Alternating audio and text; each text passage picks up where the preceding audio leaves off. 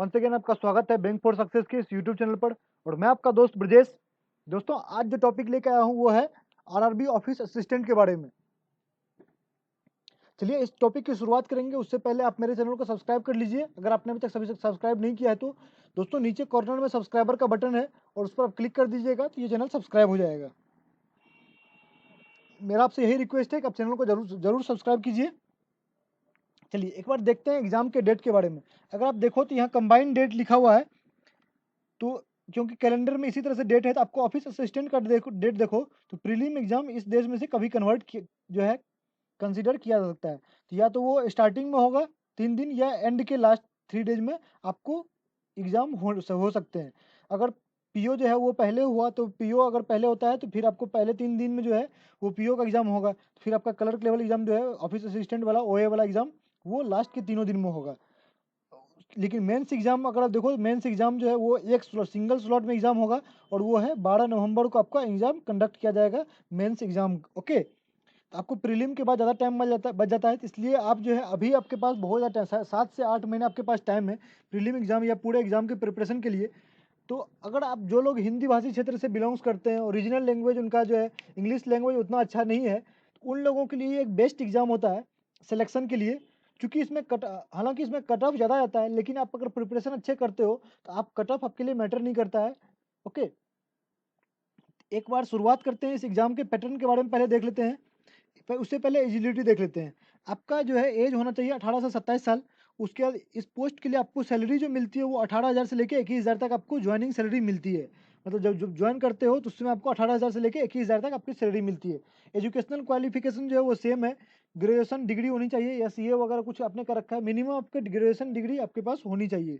इसमें जो है नंबर ऑफ एग्जाम 2 होते हैं, प्रीलिम और मेंस। यहाँ पर इंटरव्यू कंडक्ट नहीं किया जाता है, इसमें इंटरव्यू नहीं होता है। और एग्जाम का मोड जो है आपका दोनों प्रीलिम और मोड जो मेंस है वो दोनों ऑनलाइन कंडक्ट किया जाता है। अब एक बार प्रीलिम एग्जाम का पैटर्न देख लेते हैं। प्रीलिम एग्जाम में भी जो है आपको रीजनिंग और एप्टीट्यूड सेक्शन से एग्जाम होते हैं बस। क्योंकि ये एक रीजनल लैंग्वेज जो एग्जाम है, रीजनल वाइज एग्जाम है, यहाँ पर जो है आपको इंग्लिश लैंग्वेज पूछा नहीं जा सकता। इसलिए इन लोगों ने इंग्लिश और हिंदी को हटा ही दिया, क्योंकि उन्होंने मेंस एग्जाम के लिए हिंदी को रखा था, तो बस इंग्लिश बचा हुआ था इनके पास। इंग्लिश ये लोग पूछ नहीं सकते हिंदी भाषी क्षेत्रों से, तो इसलिए उन्होंने हटा ही दिया। बस 2 ही चीज़ रखा है इन्होंने, रीजनिंग और एप्टीट्यूड। और यहाँ आपको 80 क्वेश्चन जो है सॉल्व करना होता है। दोनों सेक्शन से 40-40 क्वेश्चन होते हैं और 40 मार्क्स होते हैं दोनों दोनों सेक्शन से। तो टोटल 80 क्वेश्चन 80 मिनट और 45 मिनट आपको मिलता है 80 नंबर लाने के लिए 80 क्वेश्चन में। और अगर कट ऑफ की बात करो 2016 में जो कट ऑफ है, क्योंकि पहली बार प्रीलिम मेंस एग्जाम हुआ था, तो 2016 में अगर कट ऑफ की बात करें तो 70+ कट ऑफ गया है कुछ जगहों के लिए। अगर आप देखो तो 65, 68 से 69, 65 इस तरह से कट ऑफ गया है ऑलमोस्ट। ओके, क्योंकि ये रीजन वाइज वैकेंसी है, स्टेट वाइज इसका कट ऑफ जारी होता है, तो अलग अलग स्टेट का अलग अलग कट ऑफ होता है। तो नॉर्मली देखो तो अगर आप बड़े स्टेट से, जैसे आप उत्तर प्रदेश, बिहार, मध्य प्रदेश, यहाँ से अगर आप बिलोंग्स करते हो तो यहाँ से जो आपको कट ऑफ, या महाराष्ट्र से बिलोंग्स करते हो तो कट ऑफ लमसम 70 के लगभग था। तो 80 नंबर में आपको 70 नंबर लाने थे कट ऑफ क्लियर करने के लिए। आप समझ सकते हो कि कितना डिफिकल्ट है, कितना ज़्यादा कट ऑफ गया हुआ है इस एग्जाम का, और किस तरह से आपको प्रिपरेशन करने की कौन सी स्ट्रेटजी बनानी है कि 45 मिनट में आप उतना स्कोर कर जाएं। हालांकि पेपर का लेवल बहुत ही इजी होता है, पेपर का लेवल ना तो मॉडरेट भी नहीं होता है, यहाँ डिफिकल्ट भी नहीं, इजी होता है। लेकिन जरूरी है कि आपका स्पीड होना चाहिए आपके पास। ओके, ये एग्जाम बस आपका स्पीड खोजता है, आपका टाइम मैनेजमेंट और स्पीड, आपका आपके अंदर कितना स्पीड है क्वेश्चन सॉल्व करने का। तो बस एक ही तरीका है स्पीड लाने का, स्पीड में टेक्निक्स का प्रैक्टिस कीजिए। जितना ज़्यादा प्रैक्टिस करोगे उतना ज़्यादा आपके अंदर स्पीड आएगा, आपके अंदर कॉन्फिडेंस बूस्ट होगा। प्रैक्टिस पेपर अटेम्प्ट कीजिए, सेक्शनल टेस्ट अटेम्प्ट कीजिए, सब्जेक्ट मतलब चैप्टर वाइज प्रिपरेशन कीजिए, हर तरह से प्रिपरेशन कीजिए और प्रैक्टिस जरूर कीजिएगा। नंबर ऑफ क्वेश्चन ज़्यादा अटेम्प्ट कीजिएगा तो आपका वहाँ जो है लेवल ज़्यादा इंक्रीज होगा आपके प्रिपरेशन का। चलिए मेंस एग्जाम की बात कर लेते हैं। यहाँ जो है आपको रीजनिंग 40 क्वेश्चन होते हैं, न्यूमेरिकल 40 क्वेश्चन होते हैं, और उसके बाद जनरल अवेयरनेस 40, इंग्लिश 40, इंग्लिश या हिंदी दोनों लैंग्वेज आप दे सकते हैं, चाहे आप हिंदी चूज करें या इंग्लिश चूज करें, 40 होता है। कंप्यूटर लैंग्वेज आपको 40 मार्क्स का होता है, और टोटल आपको 200 मार्क्स होते हैं। और रीजनिंग और न्यूमेरिकल एबिलिटी में 50-50 मार्क्स होते हैं, और कंप्यूटर में आपको 20 मार्क्स होते हैं। तो नंबर ऑफ क्वेश्चन जो है हर सेक्शन में फिक्स होता है, और यहाँ पर जो है बस मार्क्स वेरी करते हैं। टाइम की बात कर लें, टाइम यहाँ पर आपको कंपोजिट टाइम दिया था 120 मिनट्स आपको टोटल टाइम दिया था। आप सेक्शन वाइज मूव कर सकते हैं, आप कट ऑफ सिक्योर करने के लिए या जो है इजी क्वेश्चंस पहले ढूंढ के हर सेक्शन से सॉल्व कर सकते हैं, ये आपके पास फ्लेक्सिबिलिटी होती है। तो मेरा यही मानना है कि आप जो है हर सेक्शन से 15 क्वेश्चन 20 क्वेश्चन जो है अटेम्प्ट कर लीजिए पहले। जनरल अवेयरनेस और कंप्यूटर लैंग्वेज छोड़ के यहाँ पर आपको 10 से 15 मिनट देकर हर सेक्शन पूरा का पूरा सारा क्वेश्चन जितना हो सकता है अटेम्प्ट कीजिए। लेकिन जब बात करें न्यूमेरिकल या हिंदी लैंग्वेज या रीजनिंग की, तो यहाँ से जो है जो भी आपको इजी क्वेश्चंस लगते हैं, जो ड्यूएबल लगते हैं, पहले उसको आप कवर कर लीजिए, बाद में किसी एक सेक्शन में ज़्यादा से ज़्यादा क्वेश्चन अटेम्प्ट कीजिए। ओके, यही आपकी स्ट्रेटजी होनी चाहिए प्रिपरेशन की। उसके बाद अगर आप बात करें आरआरबी प्रीलिम के, तो एक तरह से देख लेते हैं कि किस तरह से क्वेश्चन पूछा गया था। ओके, तो यहाँ अप्रोक्सीमेशन से आपको 10 क्वेश्चन पूछ लिया गया था क्वांट में, और डाटा इंटरप्रिटेशन से एक सेट पूछा गया था 5 क्वेश्चन था, और जो क्वेश्चन जो थे वो मिसलेनियस सेक्शन से बहुत ही ज़्यादा थे, 20 क्वेश्चन आपको मिसलेनियस सेक्शन से। तो समझ सकते हैं कि आपको आरआरबी प्रीलिम अगर करना है, क्लर्क लेवल का प्रिपरेशन कर रहे हैं, तो आपको मिसलेनियस सेक्शन पर ज़्यादा फोकस करना पड़ेगा, क्योंकि क्वेश्चंस मिसलेनियस सेक्शन के इजी थे लेकिन थोड़े बहुत कैलकुलेटिव थे। ओके, आपको हर लेवल का प्रिपरेशन करना पड़ेगा, यहाँ पर आपको ज़्यादा डीप में नहीं जाने की ज़रूरत है, यहाँ बस आपको इजी लेवल में प्रिपरेशन करना है। लेकिन आपको ज़्यादा ध्यान रखना है कि ये सेक्शन थोड़ा कैलकुलेटिव हो सकता है, तो आप स्पीड मैथ वगैरह का प्रिपरेशन जरूर कीजिए। डाटा इंटरप्रिटेशन आप जो है एक सेट पूछा है तो उतना ज़्यादा आप ध्यान दे सकते हैं, लेकिन आप अगर डेटा इंटरप्रिटेशन जो है आप ऑफिसर लेवल का एग्जाम प्रिपरेशन कर ही रहे होंगे, तो आपके लिए ये उतना मायने नहीं रखता है, आप उतना आपका क्वेश्चन सॉल्व हो जाएगा। नंबर सीरीज से 5 क्वेश्चन पूछा गया था और अप्रोक्सीमेशन से 10 क्वेश्चन, तो ये चीज़ें आप प्रैक्टिस करते ही हो। लेकिन ये सबसे इंपॉर्टेंट है कि इस सेक्शन में यहाँ पर मिसलेनियस ज़्यादा पूछा गया था, तो इस एग्जाम के प्रिपरेशन के लिए आपको मिसलेनियस ज़्यादा प्रिपेयर करना है। चलिए एक और प्रीलिम जो है उसका रीजनिंग का देख लेते हैं। रीजनिंग में आपको इनइक्वालिटी पूछा गया था, इजी था, सारे सेक्शन इजी थे। मिसलेनियस से आपको 15 क्वेश्चन पूछ लिए गए थे, डायरेक्शन, ब्लड रिलेशन, रैंकिंग वगैरह से 15 क्वेश्चन पूछे गए थे, इजी टू मॉडरेट थे। पजल 2 ही पूछा गया था, 2 क्वेश्चन पजल से थे, मॉडरेट थे, अरेंजमेंट और एक पजल से और एक अरेंजमेंट क्वेश्चन था। उसके बाद सिलोगिज्म से 5 क्वेश्चन पूछे गए थे। चलिए एक बार सिलेबस देख लेते हैं। सिलेबस में आपको डाटा इंटरप्रिटेशन देखना है और ये सारी चीज़ें जरूरी है। तो आप रडार और मिक्स को यहाँ से हटा सकते हैं, क्योंकि रडार नहीं पूछे जाने की संभावना है, तो रडार और मिक्स ग्राफ जो है नहीं पूछा जाएगा, तो इसको आप प्लस कर सकते हैं। बचे line graph, pie chart, table graph, एक ग्राफ है, इसलिए पूछा जा सकता है। क्योंकि मेंस एग्जाम का भी प्रिपरेशन करना है, तो मेंस एग्जाम में ये एग्जाम जरूरी है। ओके, आप बस प्रीलिम का सिलेबस नहीं देख रहे हैं, मेंस का भी सिलेबस देख रहे हैं। तो मेंस के लिए जो है आपको डाटा इंटरप्रिटेशन, वहाँ पर 2 डाटा इंटरप्रिटेशन जरूर पूछा जाएगा, तो चाहे पाई चार्ट हो या टेबल हो, वो पूछा जा सकता है। Number series, data sufficiency, quadratic equation, उसके बाद मिसलेनियस सेक्शन। ओके, ये पूरा का पूरा सिलेबस जो है ये आपका आता है क्वांटिटेटिव एप्टीट्यूड में। इसके लिए बुक आपको कौन सा प्रेफर करना है, आपको डाटा इंटरप्रिटेशन के लिए जो है, क्योंकि प्रीलिम में तो एक ही है, लेकिन अगर मेंस में देखो तो मेंस में आपको 2 डीआई पूछा जाएगा, तो 2 डीआई पढ़ने के लिए आपको डाटा इंटरप्रिटेशन भी प्रैक्टिस प्रिपरेशन करना पड़ेगा। तो इसके लिए आप ये बुक फॉलो कर सकते हैं, ये बहुत ही बेहतरीन बुक है, के कुंदन सर की है और मैजिकल बुक सीरीज की बीएससी पब्लिकेशन की बुक है। उसके बाद बीएससी पब्लिकेशन की ही दूसरी बुक है क्विकर मैथ करके। चूंकि यहाँ मिसलेनियस क्वेश्चन ज़्यादा आते हैं, तो आपको क्विकर मैथ को पढ़ना पड़ेगा और कम टाइम में आपको ज़्यादा क्वेश्चन सॉल्व करने हैं। और कट ऑफ की बात करें, कट ऑफ जिसे मैंने आपको बताया, तो उस हिसाब से देखा जाए तो 2 ही सेक्शन होते हैं यहाँ पर, तो ज़्यादा से ज़्यादा क्वेश्चन आपको सॉल्व करने की जरूरत होती है। तो आपको जो आपके पास कोई ऑप्शन नहीं बचा, आपको क्विकर मैथ को आपको पढ़ना पड़ेगा, आपको ट्रिक्स आपको पता करने पड़ेंगे, स्पीड मैथ के टेक्निक्स आपको जानने पड़ेंगे। उसके बाद क्वांटिटेटिव एप्टीट्यूड के लिए जो है एक और बुक है, आर एस अग्रवाल की बुक है, ये भी बहुत ही बेसिक बुक है, लेकिन जो क्वेश्चन जिस तरह के पूछे जाते हैं वो इसी बुक से आपको हो जाएगा। अगर आप इस बुक को अच्छे से प्रिपेयर कर लेते हो, सारे क्वेश्चन अगर इस बुक के सॉल्व कर लेते हो, इन दोनों बुक्स के, तो फिर आपको कोई क्वेश्चन बच नहीं आता एग्जाम के लेवल में, उस लेवल में कि आपसे कोई क्वेश्चन छूटेगा वहां पर एग्जाम में। चलिए इंग्लिश लैंग्वेज या हिंदी लैंग्वेज की बात करते हैं। इंग्लिश लैंग्वेज या हिंदी लैंग्वेज दोनों में सेम रहेगा। रीडिंग कॉम्प्रिहेंशन हिंदी में पूछा जाएगा, इंग्लिश में भी cloze test, fill in the blanks, error spotting, sentence correction, उसके बाद पैरा जंबल और एक सेंटेंस इंप्रूवमेंट। सेंटेंस इंप्रूवमेंट भी ऐड कर लीजिए, एक सेंटेंस इंप्रूवमेंट करके आप ऐड कर लीजिए, तो वो भी आपसे पूछा जा सकता है। तो ये 4-5 चीज़ है, ये आपको इंग्लिश और हिंदी दोनों में पूछा जाता है। और एंटोनिम सिनोनिम्स के भी आपको आजकल पूछे जा रहे हैं, तो एंटोनिम सिनोनिम्स भी अलग से पूछे जाते हैं, तो वो भी आप याद करना स्टार्ट कर दीजिए वोकेबलरी में। ओके, अब एक बार बुक देख लेते हैं। यहाँ पर जो आपको लूसेंट पब्लिकेशन की बुक को फॉलो करना है, ये जनरल इंग्लिश के लिए है। अगर आप प्योर बात करें जो अगर आप बात करें कि आपको क्लर्क लेवल में कौन सी बुक फॉलो थी, प्रीवियस ईयर के पेपर्स होते हैं दोस्तों, बीएससी पब्लिकेशन या किरण पब्लिकेशन प्रीवियस ईयर के बुक आप फॉलो कर सकते हैं, वो इम्पोर्टेंट है। ओके, प्रिपरेशन करने के लिए प्रीवियस ईयर के बुक फॉलो कीजिए। जो लोग हिंदी भाषी क्षेत्र से हैं उनके लिए मैं बता देना चाहूँगा कि आप एस चांद पब्लिकेशन की बुक जो है फॉलो कीजिए। एस चांद पब्लिकेशन की शायद आर एस अग्रवाल की बुक आती है, वो आर एस अग्रवाल की बुक आप फॉलो कर सकते हैं इसके को प्रिपरेशन करने के लिए। ओके, एस चांद पब्लिकेशन की आप हिंदी की बुक खोजोगे, आपको इंटरनेट पर मिल जाएगा, ऑनलाइन भी, या आपके मार्केट में अवेलेबल होता है, तो आप वहाँ से इसको बुक को परचेज कर लीजिए और इसको पूरा का पूरा जो है सॉल्व कीजिए, इसको सॉल्व करिएगा।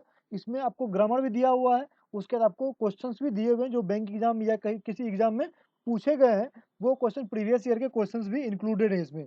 तो उनके लिए ये बुक इंपॉर्टेंट है। आप जो है, और जो लोग इंग्लिश लैंग्वेज की प्रिपरेशन कर रहे हैं उनके लिए जो है इम्पोर्टेंट है, आप प्रीवियस ईयर का कोई बुक खरीद लीजिए, प्रीवियस ईयर क्लर्क लेवल का, वो बुक आपके लिए जरूरी है। चलिए अब बात करते हैं रीजनिंग सेक्शन की। रीजनिंग सेक्शन में आपको sitting arrangement, syllogism, input output, coding decoding, puzzles, ये यहाँ से पूछे जाते हैं।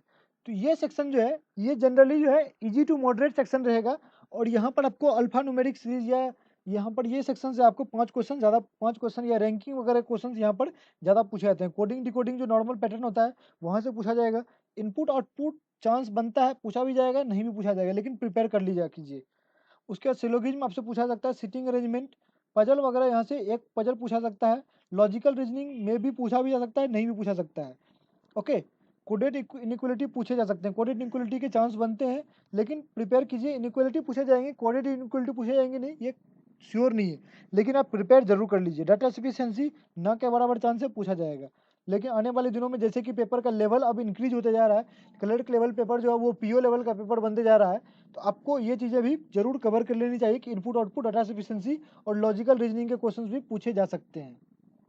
चलिए बुक की बात करते हैं, तो आपको ये वाले बुक फॉलो करने हैं मैजिकल बुक सीरीज की, और ये तीनों बुक जो है आप फॉलो कर सकते हैं पजल बनाने के लिए या एनालिटिकल रीजनिंग के लिए। ये बुक ज़्यादा महंगी पड़ जाती है, चूँकि ये बुक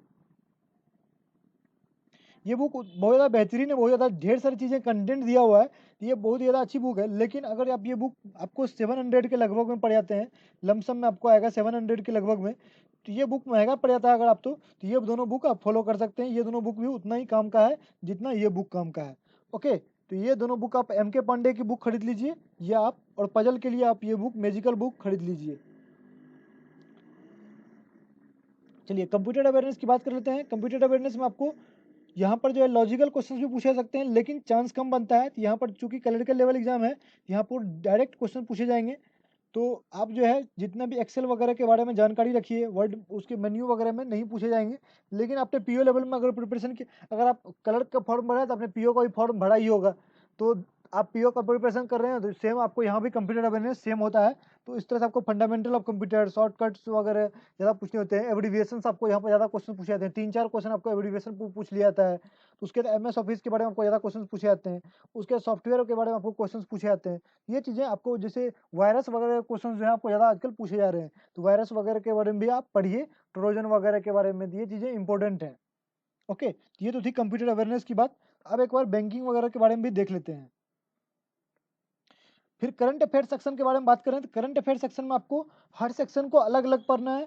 करंट अफेयर्स में आपको 7 से 8 भाग में डिवाइड कर लीजिए, चाहे वो बैंकिंग करंट अफेयर्स हो या नेशनल हो, इंटरनेशनल हो, क्योंकि आपको 7 से 8 महीने हैं इस एग्जाम के अभी, 8 महीने। और डेली करंट अफेयर्स पढ़िए। करंट अफेयर्स ऐसी चीज़ है जो कि आपको डेली पढ़ना होता है। न्यूज़पेपर और करंट अफेयर्स ये दोनों चीज़ डेली ज़रूरी होता है। न्यूज़पेपर को जरूर फॉलो कीजिए और करंट अफेयर्स डेली पढ़िए।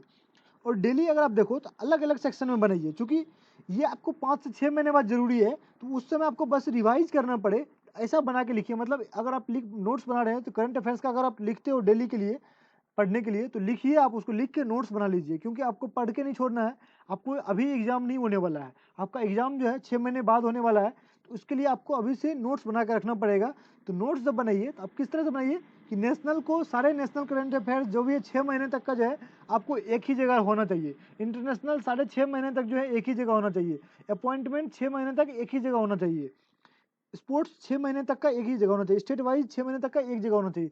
इस तरह से आप डिवाइड करके सबको रखिए, ताकि उस समय जो आपको बस रिवाइज करना पड़े एक बार, आप ये सेक्शन में आए और देख लें एक बार करंट अफेयर्स को। और करंट अफेयर्स जो है पूरा का पूरा मत लिखिए, आप शॉर्ट पॉइंट में लिखिए। आपने पढ़ रखा है, आप उसको शॉर्ट पॉइंट में लिखिए। आप 2 से 3 लाइन लिखिए करंट अफेयर्स के बारे में, मात्र 2 लाइन मैक्सिमम, और 2 से 3 लाइन मैक्सिमम उस चीज़ के बारे में।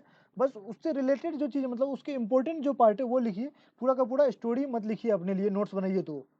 ओके, आपको शॉर्ट नोट्स बनाने हैं, और effective short notes, smart short notes बनाने हैं आपको।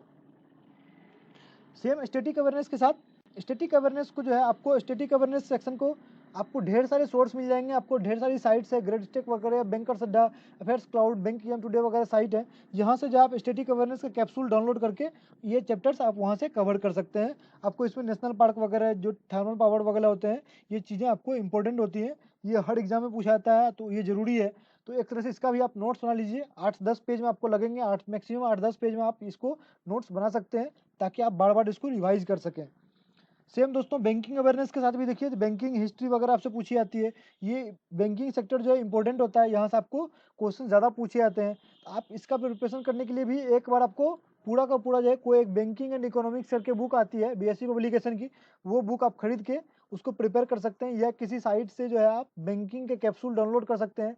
तो वहाँ से आप बैंक एग्जाम टुडे के साइट से जो है बैंकिंग क्वेश्चंस भी हैं और बैंकिंग अवेयरनेस भी है, तो वहाँ से आप डाउनलोड करके जो है, या अफेयर्स क्लाउड पर जो है अच्छे से कैप्सूल है, अच्छा कैप्सूल है बैंकिंग अवेयरनेस का, वहाँ से आप डाउनलोड करके इस सेक्शन को कवर कर सकते हैं, पूरा का पूरा प्रिपेयर कर सकते हैं।